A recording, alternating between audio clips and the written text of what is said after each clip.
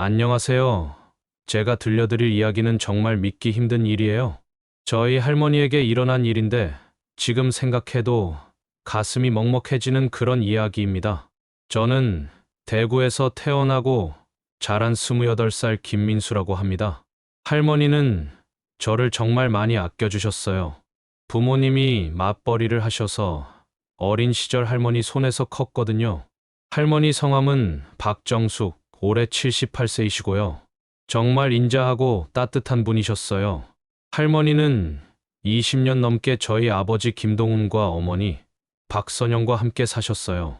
겉으로 보기에는 평범한 3대 가족이었죠. 하지만 최근 몇 년 사이에 뭔가 이상한 기운이 흐르기 시작했어요. 처음에는 제가 너무 예민하게 받아들이는 건가 싶었어요.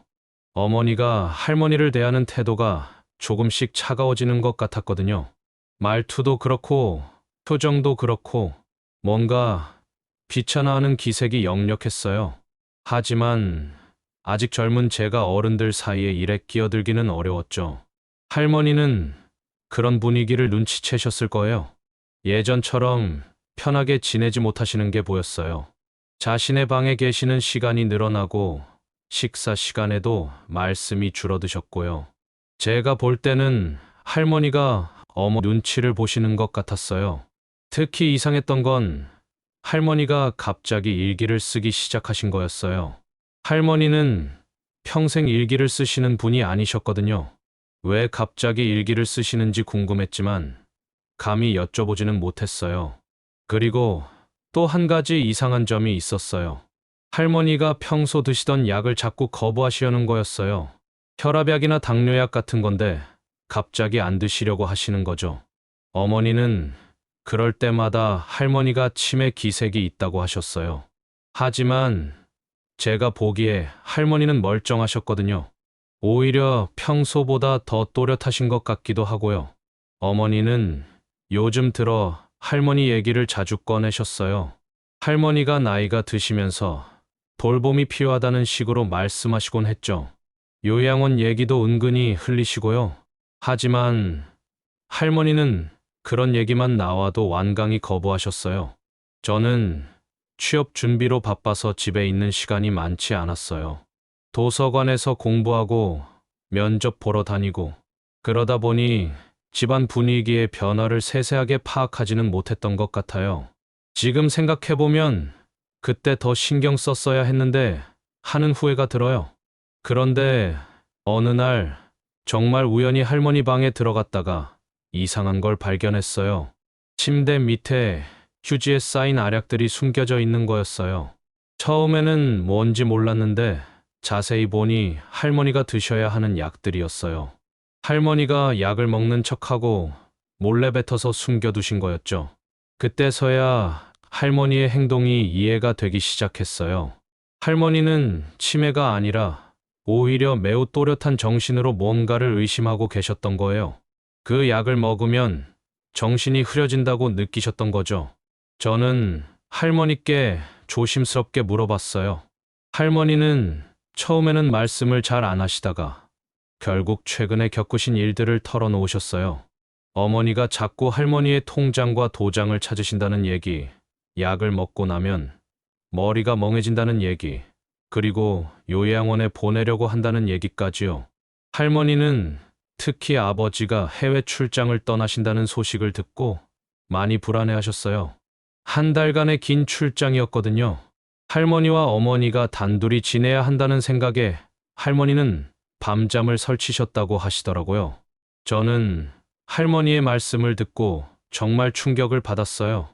어머니가 그런 분이라고는 생각해 본 적이 없었거든요.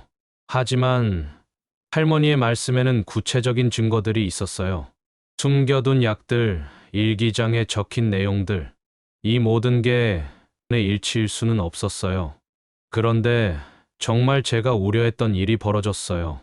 아버지가 출장을 떠나신 다음 날, 어머니가 갑자기 할머니께 함께 절에 가자고 제안하신 거예요. 할머니가 평소 자주 다니시던 팔공산에 한 절이 있거든요. 할머니는 그곳에서 스님과 차를 마시며 이야기 나누시는 걸 좋아하셨어요. 문제는 어머니가 20년 넘게 할머니와 함께 살면서 단 한 번도 그 절에 가자고 제안한 적이 없으셨다는 거예요. 갑자기 왜 그런 얘기를 하시는지 이상했지만 할머니는 기뻐하셨어요. 오랜만에 며느리가 따뜻하게 대해주시니까 좋아하셨던 것 같아요.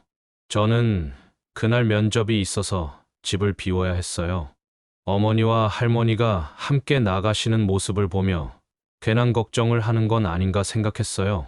어쩌면 어머니도 할머니와의 관계를 개선하려고 노력하시는 건지도 모른다고 생각했거든요. 하지만 그날 저녁 어머니 혼자 돌아오셨을 때 저는 이상함을 느꼈어요. 할머니는 어디 계시냐고 물어봤더니 어머니는 할머니가 절에서 하룻밤 묵고 오신다고 하셨어요. 스님이 비가 많이 오니까 오늘은 절에서 쉬어가라고 하셨다는 거였어요. 그런데 뭔가 이상했어요. 할머니는 평소에 외박을 하시는 분이 아니셨거든요. 아무리 친한 스님이라고 해도 갑자기 절에서 하룻밤을 보내신다는 게 납득이 안 갔어요. 게다가 할머니는 항상 외출하실 때 여벌 옷이나 세면도구를 챙기시는 분이셨는데 그날은 아무것도 준비하지 않고 나가셨거든요. 저는 잠이 안 왔어요. 하루 종일 할머니 생각만 했어요. 혹시 어머니가 할머니를 어딘가에 버리고 온 건 아닐까 하는 끔찍한 생각이 머릿속을 떠나지 않았어요. 하지만 그런 생각을 한다는 것 자체가 어머니에 대한 모독인 것 같아서 애써 지우려고 했죠. 다음 날 아침 어머니께 할머니를 데리러 언제 가시냐고 물어봤어요. 그런데 어머니는 할머니가 좀 더 계시겠다고 연락이 왔다고 하시는 거예요. 날씨도 좋아졌으니 기도도 더 드리고 오시겠다고 하셨다는 거였죠. 그때 저는 확신했어요. 어머니가 거짓말을 하고 있다는 거려. 어제는 할머니가 전화기를 두고 가셨다고 하셨는데 오늘은 절에서 연락이 왔다고 하시니까 말이 안 맞았거든요. 저는 더 이상 참을 수 없어서 직접 절에 전화를 걸었어요. 할머니가 자주 다니시던 절의 연락처는 할머니 기도 수첩에서 찾을 수 있었거든요. 떨리는 마음으로 전화를 걸어서 할머니가 그곳에 계시는지 물어봤어요. 스님의 대답은 충격적이었어요. 할머니는 어제 오시지 않으셨다는 거였어요. 요즘 다리가 아프셔서 자주 못 오신다고도 하시고요. 그리고 어제 어머니가 혼자 잠깐 오셨다가 가셨는데 할머니는 집에서 쉬고 계신다고 하셨다는 거예요. 저는 그 순간 온몸에 소름이 돋았어요. 할머니가 실종되신 거였어요. 그리고 어머니는 이틀째 이 사실을 숨기고 계셨던 거고요. 저는 곧바로 어머니께 따졌어요. 절에 전화해봤는데 할머니가 안 계신다고 하더라는 거죠. 어머니의 얼굴이 순간 창백해지는 게 보였어요. 그리고는 결국 진실을 털어놓으셨어요. 어머니는 할머니와 함께 산에 갔다가 폭우가 내리기 시작해서 차에서 우산을 가지러 내려갔는데 돌아왔더니 할머니가 안 계셨다는 거였어요. 그래서 주변을 찾아봤지만 찾을 수 없었다고 하시더라고요. 저는 정말 화가 났어요. 그렇다면 할머니는 이틀째 산속 어딘가에서 혼자 계시다는 얘기잖아요. 그것도 어제 그 폭우를 맞으면서요. 78세의 할머니가 어떻게 그런 상황을 버텨내실 수 있겠어요? 저는 즉시 경찰에 신고했어요. 그리고 아버지에게도 연락을 드렸죠. 아버지는 출장 중이셨지만 급히 돌아오신다고 하셨어요. 경찰과 산악구조대가 출동했지만 수색은 쉽지 않았어요. 어머니가 정확한 위치를 기억하지 못한다고 하셔서 수색 범위가 너무 넓었거든요. 게다가 폭우로 인해 산의 상태도 좋지 않았고요. 첫날 수색은 실패로 끝났어요. 할머니를 찾지 못한 채 날이 어두워져서 수색을 중단해야 했죠. 저는 절망적인 기분이었어요. 할머니가 이틀째 밤을 산에서 보내셔야 한다는 생각에 잠을 잘 수가 없었어요. 다음 날 일찍 아버지가 도착하셨어요. 저는 아버지께 그동안 제가 발견한 모든 증거들을 보여드렸어요. 할머니의 일기장, 숨겨둔 약들, 그리고 제가 모르고 있던 강남의 아파트 등기부등본까지요. 아버지는 그 서류들을 보시고 경악하셨어요. 할머니가 그런 재산을 가지고 계신 줄 몰랐다고 하시더라고요. 그리고 어머니가 왜 이런 일을 저질렀는지 이제야 이해가 된다고 하셨어요. 수색 3일째 되는 날, 기적 같은 일이 일어났어요. 등산객 중 한 분이 산 깊은 곳에서 쓰러져 있는 할머니를 발견하신 거예요. 할머니는 의식은 있으셨지만 탈수와 저체온증으로 상태가 매우 좋지 않으셨어요. 구급차가 도착했을 때 저는 달려가서 할머니를 불렀어요. 할머니는 힘겹게 눈을 뜨시고 저와 아버지를 보고 눈물을 흘리셨어요. 그 모습을 보는 제 마음도 찢어질 것 같았어요. 할머니는 곧바로 병원으로 이송되셨고 응급치료를 받으셨어요. 다행히 생명에는 지장이 없다고 하셨지만 나이를 고려하면 매우 위험한 상황이었다고 하더라고요. 그날 저녁 어머니가 병원에 오셨어요. 할머니가 무사하다는 소식을 듣고 안도하는 것 같았지만 저와 아버지의 시선은 차가웠어요. 이미 모든 게 드러난 상황이었거든요. 결국 어머니는 경찰에 체포되셨어요. 고령자 학대 및 유기 혐의였죠. 어머니는 할머니의 아파트를 차지하기 위해 이런 끔찍한 일을 저지르신 거였어요. 저는 믿기지 않았어요. 20년 넘게 가족으로 살아온 사람이 어떻게 이런 일을 할 수 있는지. 어머니에 대한 실망과 분노, 그리고 할머니에 대한 죄책감이 뒤섞여서 정말 힘든 시간을 보냈어요. 할머니는 일주일 정도 입원하신 후 퇴원하셨어요. 그리고는 강남에 있는 당신의 아파트로 거처를 옮기셨죠. 할머니는 이제 혼자 독립적으로 살고 싶다고 하셨어요. 저와 아버지는 할머니의 뜻을 존중했어요. 할머니가 병원에 입원해 계실 때 저는 할머니 방을 더 자세히 뒤져봤어요. 혹시 다른 증거가 있을까 해서요. 그런데 정말 놀라운 걸 발견했어요. 할머니의 일기장을 자세히 읽어보니 어머니의 이상한 행동들이 몇 달 전부터 시작됐더라고요. 처음에는 할머니도 단순한 오해라고 생각하셨던 것 같아요. 하지만 점점 확신을 가지게 되신 거죠. 특히 인상 깊었던 건 할머니가 쓰신 마지막 일기였어요. 아버지가 출장을 떠나기 전날 밤에 쓰신 건데 이미 불안한 예감을 가지고 계셨더라고요. 어머니와 단둘이 있게 될 상황을 무척 두려워하고 계셨던 거예요. 그리고 침대 밑에서 발견한 약들을 자세히 살펴봤는데 할머니가 평소 드시던 혈압약이나 당뇨약 외에 다른 약들도 섞여 있었어요. 저는 의학 지식이 없어서 정확히는 모르겠지만 수면제나 정신과 약물 같은 것들이 있는 것 같았어요. 나중에 경찰 조사에서 밝혀진 바로는 어머니가 할머니 몰래 약에 다른 성분을 섞어서 드리고 있었던 거였어요. 할머니를 치매 환자로 만들어서 법적 능력을 제한하려는 계획이었던 거죠. 그래야 할머니 명의의 재산을 자유롭게 처분할 수 있으니까요. 저는 이 모든 사실을 알고 나서 정말 소름이 돋았어요. 어머니가 얼마나 치밀하게 계획을 세웠는지, 그리고 얼마나 오랫동안 할머니를 괴롭혔는지 알게 되니까 분노가 치밀어 올랐어요. 할머니가 입원해 계시는 동안 저는 할머니의 조카분인 이혜진 이모를 만났어요. 이혜진 이모는 대전에 사시는 회계사셨는데 할머니와 가끔 연락을 주고받으셨던 분이에요. 이혜진 이모께서 놀라운 사실을 알려주셨어요. 할머니가 몇 달 전에 당신의 중요한 서류들을 모두 이혜진 이모께 맡기셨다는 거였어요. 아파트 등기부등본, 통장, 도장 같은 것들이요. 어머니가 자꾸 찾으려고 해서 불안하셨다고 하더라고요. 이혜진 이모는 할머니가 그때 얼마나 불안해하셨는지 자세히 말씀해 주셨어요. 전화로 하소연하실 때마다 목소리가 떨리셨다고 하시더라고요. 하지만 가족 간의 일이라 함부로 개입하기는 어려우셨던 것 같아요. 저는 이혜진 이모의 말을 들으면서 제 자신이 너무 부끄러웠어요.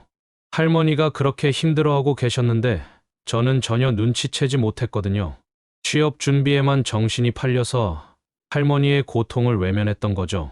할머니가 퇴원하신 후 저희는 할머니를 강남 아파트로 모셔다 드렸어요. 20년 넘게 임대를 주고 계셨던 아파트인데 임차인이 이사를 간 상태라 바로 입주하실 수 있었어요. 할머니는 처음에는 혼자 사시는 걸 걱정하셨어요. 그동안 가족과 함께 사셨으니까 갑자기 혼자 지내시려니 두려우셨던 것 같아요. 하지만 며칠 지나시더니 오히려 편해하시는 것 같았어요. 저와 아버지는 주말마다 할머니를 찾아뵀어요. 할머니는 새로운 환경에서 나름대로 적응을 잘하고 계셨어요. 근처에 있는 절을 찾아가서 기도도 드리시고 경로당에서 새로운 친구들도 사귀셨고요. 한편 어머니는 재판을 받게 되었어요. 고령자 학대 및 유기 혐의로 기소되셨는데 다행히 할머니가 생명에 지장이 없었기 때문에 징역 3년에 집행유예 5년을 선고받으셨어요. 추가로 사회봉사 300시간과 노인복지, 교육 이수 명령도 받으셨고요. 저는 법정에서 어머니를 봤는데 정말 많이 초라해 보이셨어요. 그동안 알고 있던 어머니의 모습이 아니었어요. 재판에서 어머니는 자신의 잘못을 인정하고 반성한다고 하셨지만 저는 쉽게 용서할 수가 없었어요. 아버지는 어머니와 이혼 절차를 진행하셨어요. 20년 넘게 함께 살아온 부부였지만 이런 일이 벌어진 이상 더 이상 같이 살 수는 없다고 하셨어요. 저도 아버지의 결정을 지지했어요. 이혼 과정에서 재산 분할이 문제가 되었는데 다행히 할머니의 아파트는 어머니와 아무 상관이 없는 할머니 고유의 재산이라는 게 명확했어요. 이혜진 이모가 증인이 되어 주셔서 할머니가 결혼 전부터 가지고 계셨던 재산임을 증명할 수 있었거든요.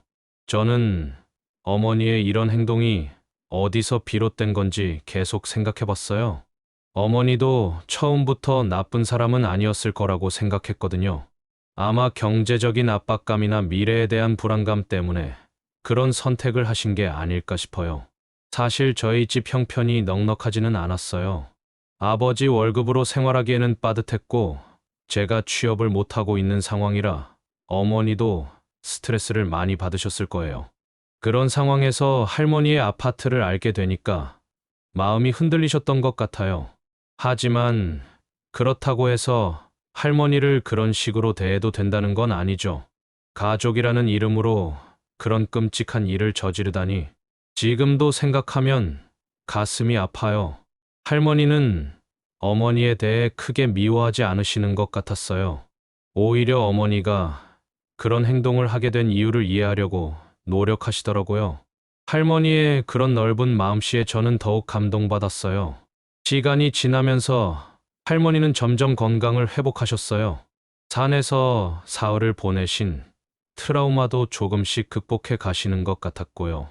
저는 할머니의 그런 강인한 정신력이 정말 대단하다고 생각했어요.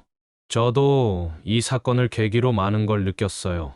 가족의 소중함, 노인분들이 겪는 어려움, 그리고 제가 얼마나 안일하게 살고 있었는지에 대해서요. 그래서 진로를 바꿔서 사회복지학을 공부하기로 했어요. 특히 노인 학대 문제에 관심을 갖게 되었어요. 할머니 같은 분들이 더 이상 이런 고통을 겪지 않도록 도움이 되고 싶었거든요. 늦은 나이에 새로운 공부를 시작하는 게 쉽지는 않았지만 확실한 목표가 생기니까 오히려 더 열심히 할 수 있었어요. 아버지도 많이 변하셨어요. 예전에는 일에만 매달리시던 분이셨는데 이 일을 겪고 나서는 할머니와 보내는 시간을 더 소중하게 여기게 되셨어요. 매주 주말에는 반드시 할머니를 찾아뵙고 함께 식사도 하고 산책도 하시곤 했어요. 할머니도 아들과의 시간을 정말 좋아하셨어요. 그동안 며느리 눈치 때문에 편하게 지내지 못하셨는데 이제는 자유롭게 아들과 대화할 수 있게 되셨으니까요. 아버지와 할머니가 웃으며 이야기하시는 모습을 보면 저도 마음이 따뜻해졌어요. 6개월 정도 지났을 때쯤 할머니께서 저희에게 편지 한 통을 보여주셨어요. 어머니에게서 온 편지였어요. 어머니는 사회봉사를 하면서 많은 걸 깨달았다고 하시더라고요. 특히 노인복지시설에서 봉사하면서 자신이 얼마나 큰 잘못을 저질렀는지 알게 되었다고 했어요. 편지에는 할머니께 진심으로 사과하는 내용이 적혀 있었어요. 그리고 앞으로 남은 인생을 다른 노인분들을 돕는 일에 바치겠다는 다짐도 있었고요. 솔직히 처음에는 믿기지 않았어요. 그냥 형식적인 사과가 아닐까 하는 의심이 들었거든요. 하지만 할머니는 어머니를 용서하셨어요. 사람은 누구나 실수를 할 수 있고 중요한 건 그 실수를 깨닫고 뉘우치는 마음이라고 하시더라고요. 할머니의 그런 마음씨를 보면서 저도 많이 배웠어요. 사실 저는 아직도 어머니를 완전히 용서하지는 못했어요. 할머니가 그런 위험한 상황에 처하셨을 때를 생각하면 아직도 화가 나거든요. 하지만 할머니의 말씀을 듣고 조금씩 마음을 열어가려고 노력하고 있어요. 어머니는 정말로 변하신 것 같았어요. 몇 달 후에 직접 할머니를 찾아뵙고 무릎을 꿇고 사과하셨다고 들었어요. 그리고 지금도 꾸준히 노인복지시설에서 봉사활동을 하고 계시다고 하더라고요. 할머니가 새로운 환경에 적응하시면서 만난 분들도 정말 좋은 분들이었어요.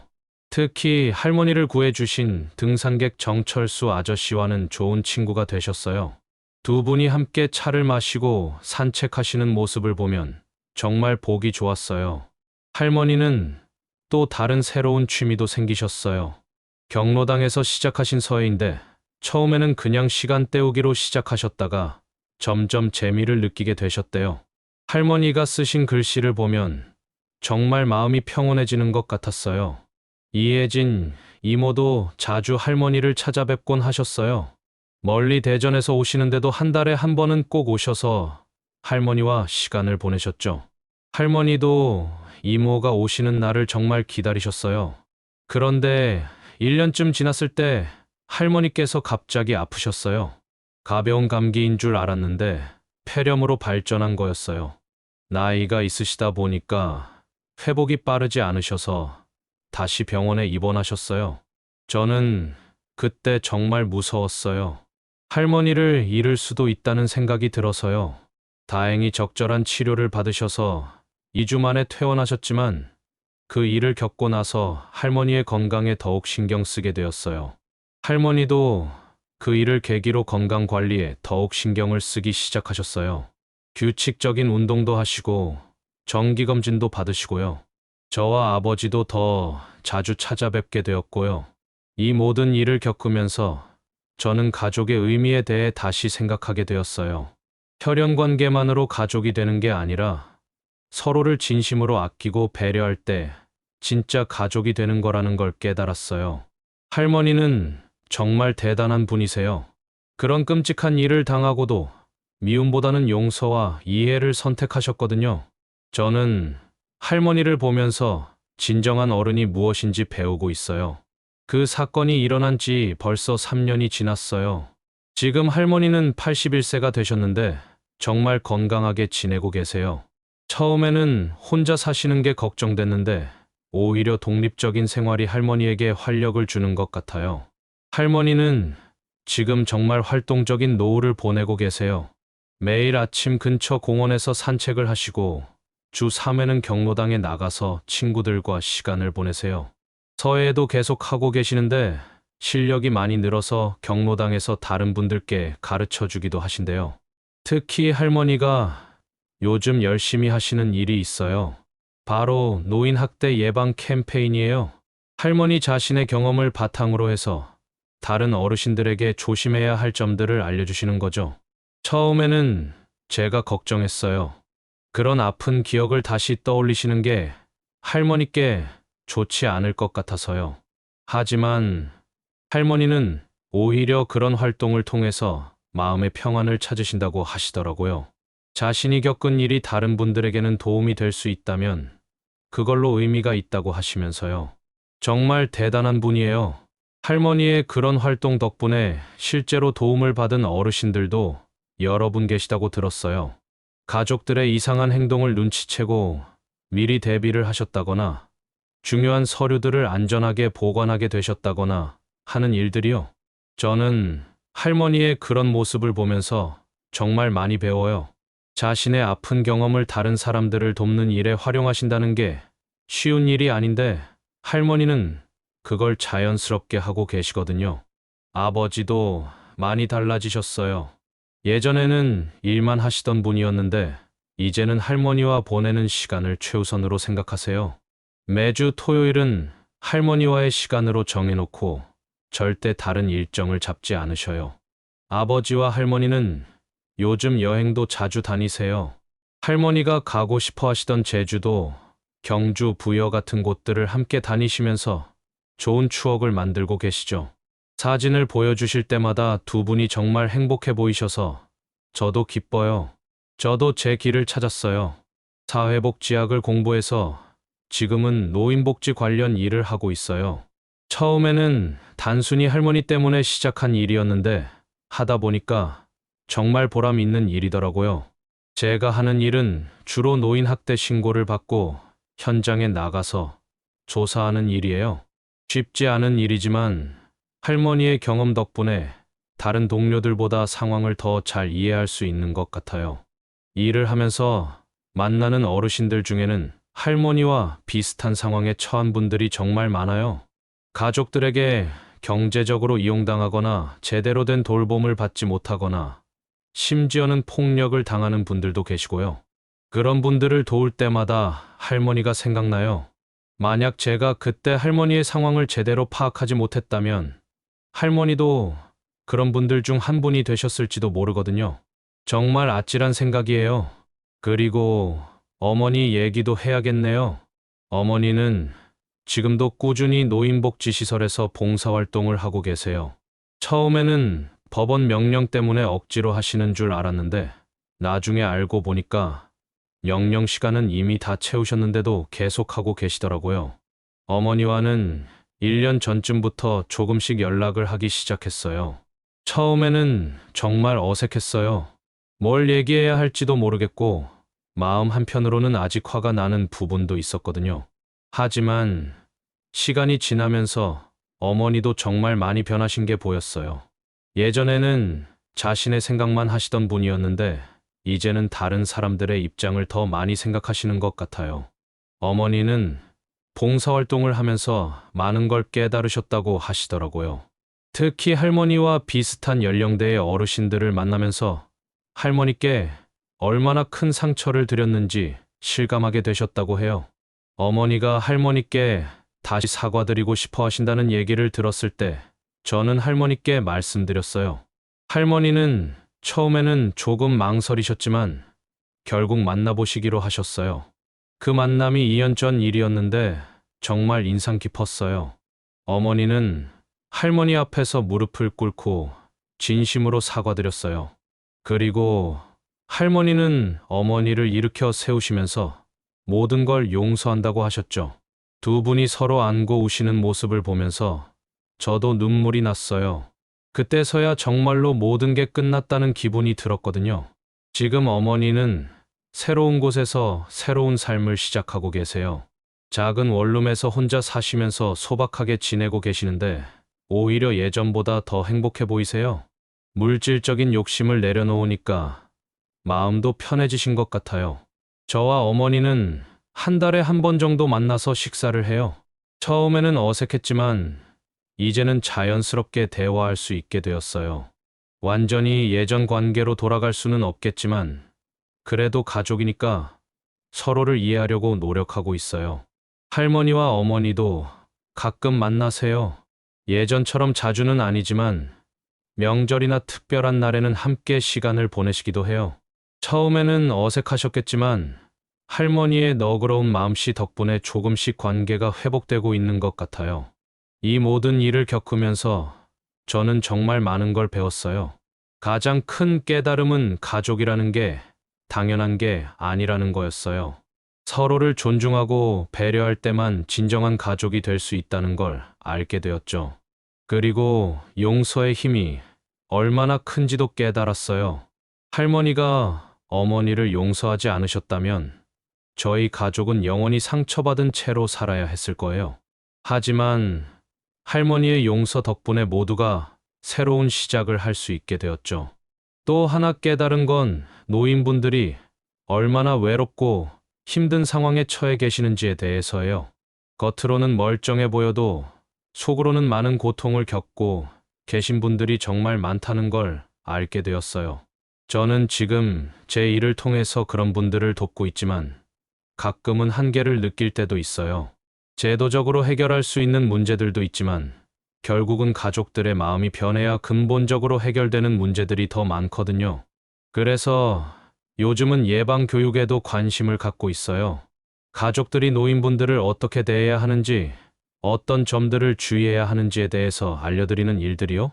할머니도 그런 제 활동을 정말 자랑스러워하세요. 자신의 경험이 다른 분들에게 도움이 되고 있다는 걸 알고 계시거든요. 할머니는 가끔 제 강의에 함께 오셔서 직접 경험담을 들려주시기도 해요. 처음에는 그런 얘기를 하시는 게 힘드실까봐 걱정했는데 할머니는 오히려 그런 일을 하실 때 가장 생생해 보이셔요. 자신의 이야기를 통해서 다른 분들이 같은 일을 겪지 않게 도울 수 있다면 그걸로 충분하다고 하시거든요. 이제 할머니는 저희 지역에서는 꽤 유명하신 분이 되셨어요. 노인 인권 보호 활동의 상징적인 존재가 되신 거죠. 각종 행사에도 초청받으시고 언론 인터뷰도 받으시고 그래요. 할머니의 그런 활동을 보면서 저는 정말 자랑스러워요. 그런 끔찍한 일을 당하고도 좌절하지 않고 오히려 더 큰 일을 하고 계시니까요. 저도 할머니처럼 강인한 사람이 되고 싶어요. 아버지도 할머니의 활동을 정말 지지하세요. 할머니가 어디 가시든 늘 따라다니시면서 도와드리세요. 두 분이 함께 활동하시는 모습을 보면 정말 보기 좋아요. 요즘 할머니는 책을 쓰고 계세요. 자신의 경험을 책으로 엮어서 더 많은 분들에게 알리고 싶다고 하시거든요. 저도 할머니를 도와서 함께 작업하고 있어요. 책에는 할머니가 겪으신 일뿐만 아니라 그 과정에서 깨달으신 것들, 그리고 다른 노인분들이 주의해야 할 점들에 대한 내용도 들어갈 예정이에요. 내년쯤에는 출간될 수 있을 것 같아요. 이 모든 일들을 돌이켜보면 정말 기적 같다는 생각이 들어요. 그 당시에는 최악의 상황이라고 생각했는데 지금 보니까 저희 가족 모두에게 새로운 기회가 된 것 같아요. 할머니는 더 건강하고 활기찬 노후를 보내게 되셨고 아버지는 진정한 효도가 무엇인지 깨닫게 되셨어요. 저는 제 인생의 목표를 찾았고 어머니도 진정한 반성을 통해서 새로운 삶을 시작하게 되셨죠. 물론 처음에는 정말 힘들었어요. 가족이 해체될 뻔했고 할머니를 잃을 뻔하기도 했고요. 하지만 그 모든 시련을 이겨내고 나니까 저희는 더 강한 가족이 된 것 같아요. 지금도 가끔 그때 일을 생각하면 가슴이 두근거려요. 만약 제가 할머니의 이상한 행동들을 눈치채지 못했다면, 만약 할머니를 조금 늦게 찾았다면 어떻게 되었을까 하는 생각이 들거든요. 하지만 그런 가정은 의미가 없죠. 중요한 건 지금 할머니가 건강하시고 저희 가족이 서로를 더 사랑하게 되었다는 거니까요. 요즘 할머니는 가끔 이런 말씀을 하세요. 그 일이 있었기 때문에 지금의 행복이 더 소중하게 느껴진다고요. 평범했다면 당연하게 여겼을 것들이 이제는 모두 감사한 일이 되었다고 하시면서요. 저도 할머니의 그 말씀에 공감해요. 가족의 소중함, 건강의 소중함, 평범한 일상의 소중함. 이 모든 것들을 예전보다 훨씬 더 깊이 느끼고 있거든요. 그리고 무엇보다도 할머니라는 분이 저희 가족에게 있다는 게 정말 감사해요. 할머니의 지혜와 포용력, 그리고 강인함이 없었다면 저희가 이렇게 행복하게 살 수 없었을 거예요. 할머니는 이제 84세까지 건강하게 사시는 게 목표라고 하세요. 그때까지 노인 인권 보호 활동도 계속하고 싶다고 하시고요. 저는 할머니가 그 목표를 이루실 수 있도록 계속 도울 생각이에요. 어떤 분들은 저의 이야기가 너무 극적이라고 하세요. 드라마 같다고도 하고요. 하지만 이건 정말 저희에게 일어난 실제 이야기예요. 그리고 이런 일들이 우리 주변에서 생각보다 많이 일어나고 있다는 게 안타까운 현실이에요. 저는 이 이야기를 통해서 많은 분들이 노인분들에게 관심을 가져주셨으면 좋겠어요. 특히 가족 중에 노인분이 계신 분들은 평소에 더 세심하게 살펴봐 주셨으면 해요. 작은 변화들도 놓치지 마시고 이상한 징후들이 보이면 주저하지 말고 도움을 요청하세요. 노인보호 전문기관이나 지역사회복지관 같은 곳에서 상담을 받을 수 있거든요. 그리고 무엇보다도 노인분들을 하나의 독립된 인격체로 존중해 주세요. 나이가 들었다고 해서 자신의 의사를 표현할 권리가 없어지는 건 아니거든요. 마지막으로 용서의 힘을 믿어보세요. 할머니처럼 용서할 수 있는 마음을 가진다면 어떤 상처도 치유될 수 있어요. 쉽지 않은 일이지만 결국은 자신을 위한 일이기도 하거든요. 긴 이야기를 끝까지 들어주셔서 정말 감사합니다. 이 이야기가 많은 분들에게 도움이 되었으면 좋겠어요. 그리고 저희 할머니 같은 분들이 더 이상 고통받지 않는 세상이 되었으면 좋겠어요. 할머니가 자주 하시는 말씀이 있어요. 삶은 아름다워. 어떤 일이 있어도. 저도 이제 그 말의 의미를 알 것 같아요. 어떤 시련이 와도 포기하지 않고 살아가다 보면 분명히 아름다운 순간들을 만날 수 있다는 뜻인 것 같아요. 여러분도 힘든 일이 있으시더라도 포기하지 마세요. 저희 가족처럼 분명히 더 나은 내일이 올 거예요. 감사합니다.